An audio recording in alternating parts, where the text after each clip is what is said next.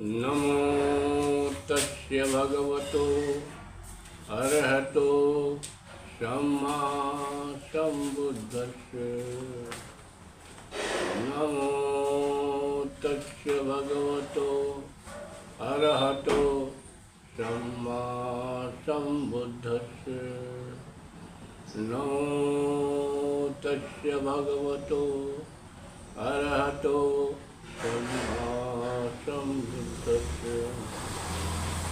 राजकुमार सिद्धार्थ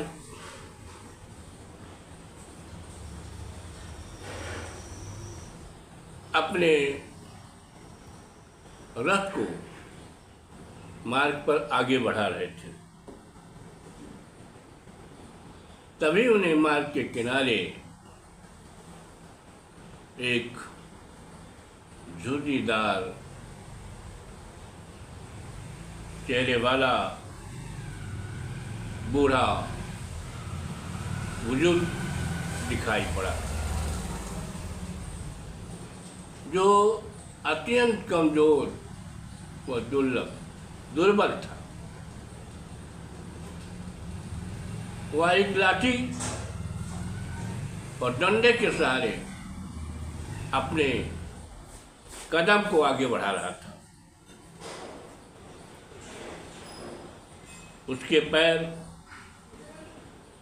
लड़खड़ा रहे थे, उसके हाथ पैर कांप रहे थे, उसकी कमर झुकी हुई थी, उसका शरीर हड्डियों का मात्र ढांचा दिखाई दे रहा था।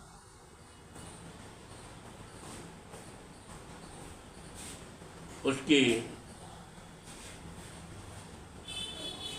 आंखें भी कमजोर थी, जिससे उसे साफ दिखाई नहीं दे रहा था। कान कमजोर थे, साफ सुनाई नहीं दे रहा था। बाल सफेद होकर सन की तरह चमक रहे थे। ऐसे विलक्षण प्राणी को देख करके राजकुमार सिद्धार्थ ने सारथी से उसके बारे में जानना चाहा। दोनों के मध्य वार्तालाप इस प्रकार है। रो कहीं आन चलन चलत कछु, एक जलट कह देखन लागे। वृद्ध वयोर मानव चूला, पूछू थे कातर चूला। थोड़ी दूर आगे जाने पर राजकुमार ने रथ रोक करके एक वृद्ध को निहारने लगे, देखने लगे। पुरुष विलक्षण को आई, जाहि बिलोक बिकल उरदरहि। शेत परे कहीं कारण के, दात नने कुंता मुखदेश। हे साथी, यह विचित्र आदमी कौन है? इसकी दयनीय दशा को देखकर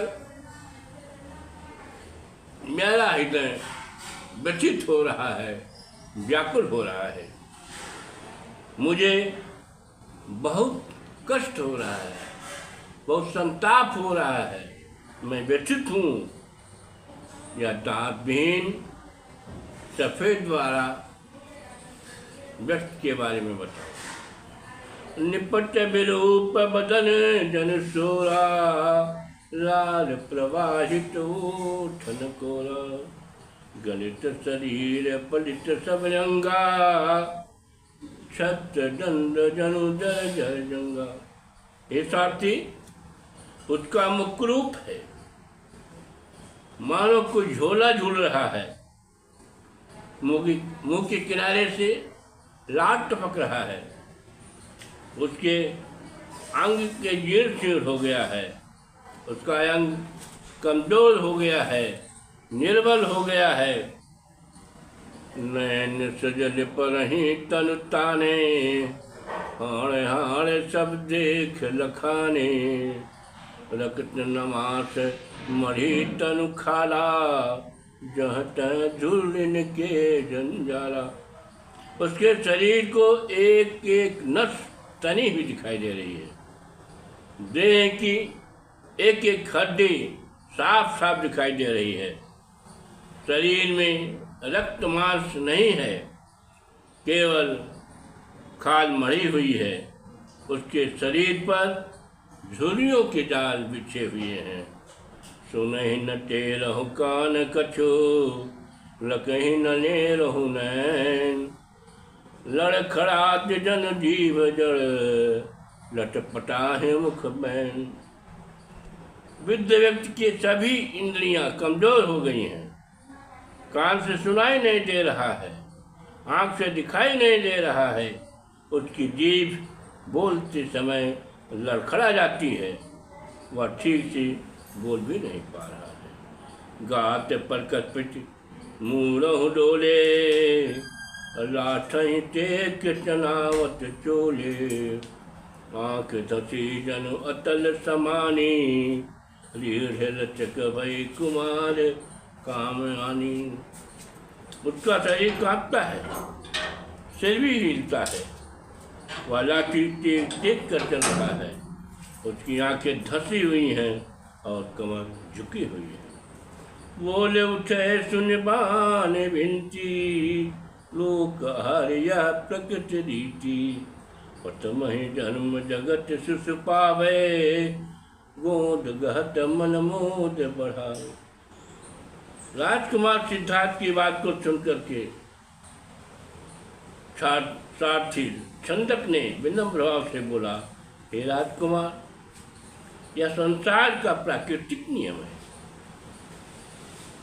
सबसे पहले बच्चा संसार में पैदा होता है, जन्म लेता है, लोग उसे गोद में खिलाते हैं तो उनको बड़ा आनंद आता है। गिरत परत तन धूरि रमाई, सरसो दात मिलत लरिकाई। खेल कूद जब बचपन जावे, तब तरुणाई आर गुर लावे। छोटा बच्चा गिरता पड़ता है, शरीर को दूर धूसरित करता है। सरसों बीत जाने के बाद बचपना आता है और बचपन खेल कूद में चला जाता है, तब जवानी गले लगती है। अंग अंग रग भरियोज तेन तनुराय, नित्य नूतन सहवास सुखो देत जवानी। अंग अंग में प्रेम का रस रंग भरकर, शरीर में तेज व प्रताप लाकर जवानी नित्य नया सहवास का सुख प्रदान करती है। जीवन जात जरा हटियावे, ओज तेज बल बुद्ध घटावे।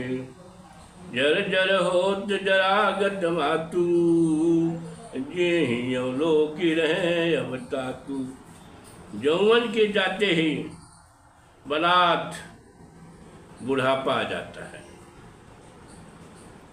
मनुष्य के तेज प्रताप बल व बुद्धि कुंठित कर देता है।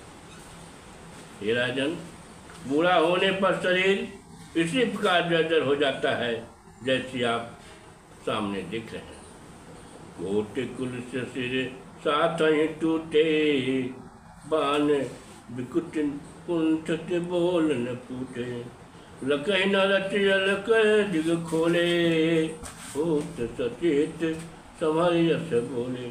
साथी की बातों को सुनकर राजकुमार सिद्धार्थ के सिर पर मानो एक साथ करोड़ों वज्र टूट पड़े। उनकी वाणी विकुंठित हो गई, मुख से बोल नहीं फूट रहे थे। उनकी आंखें तो खुली थी पर कुछ देख नहीं रही थी। थोड़ी देर में उन्हें होश आया तो वे संभल कर बोली, जो गति आज है तेरी, अंत से होई मेरी। मोबर बाम काम रस मोई, रूप की ऐसे ही होई।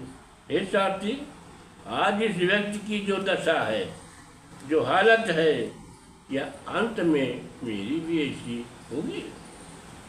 मेरी सुंदर पत्नी जो कामरस से युक्त है, क्या वह भी ऐसी क्रूर और घिनौनी लगने लगेगी?